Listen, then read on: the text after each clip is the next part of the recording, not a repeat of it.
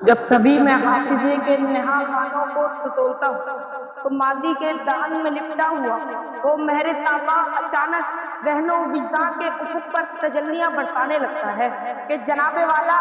میں نے قلم کو روشنائی میں ڈبو کر لکھنا چاہا تو آواز آئی یہ فرمودات ہے، پھر میں نے آنسو میں بھگو کر کچھ تحریر کرنا چاہا تو ندا آئی یہ جواہرات ہے، پھر میں تخیل کی عطا گہرائیوں میں ڈوب کر کڑی سے کڑی ملانے والے اس موضوع کے تخلیق کار کو سلام کرنے لگا کہ جناب والا مصر کے تپتے ہوئے صحراؤں میں صلاح الدین ایوبی کی اذانوں کی پکار، بالا کوٹ کے پہاڑوں میں شاہ اسماعیل کی تلوار کی جھنکار اور سومناتھ کے سر میں قدم میں محمود غزنوی کی پکار کہ تھی کہ وطن کی مٹی ہمیں ایڑیاں رگڑنے دے، ہمیں ہے یقین کہ چشمہ یہیں سے نکلے گا، ہمیں ہے یقین کہ چشمہ یہیں سے نکلے گا۔ جب میں شہید کی قربانی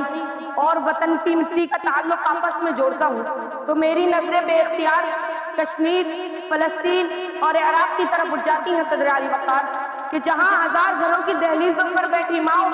بہنوں اور بیٹیوں کی حسرت بھری نگاہیں ان کے آنسو سے بھیگے ہوئے آنچل قربانیوں کے منتظر ہیں تاکہ ان کے جواب بھی پاکستانیوں کی طرح اپنا خون بہا کر وطن کو بچائیں کہ یہ وہ خون ہے جس کی سرخی سے لال و گل پر نکھار آتا ہے، وہ شہید کا خون ہے۔ اور دوسری طرف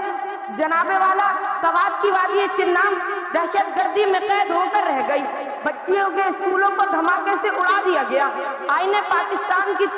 دھجیاں بکھیر دی گئیں اور پاک فوج کے سجیلے جوانوں نے اپنا خون بہا کر یہ پیغام دیا کہ جب تک ہمارا خون اس دھرتی کو سرخ کرتا رہے گا ہم وطن کی مٹی کا قرض چکاتے رہیں گے کہ ہم تختہ اور تخت میں سے ایک چنا کرتے ہیں، ہم عجب شان سے دنیا میں جیا کرتے ہیں، تو اب کیا چیز ہے بندوق کسے کہتے ہیں، ہم تو ٹینکوں کی سمیں چیر دیا کرتے ہیں، ہمیں ملتا ہے شہادت کا سبق وہاں سے ماؤں کی گود میں جب پیا کرتے ہیں، ماؤں کی گود میں جب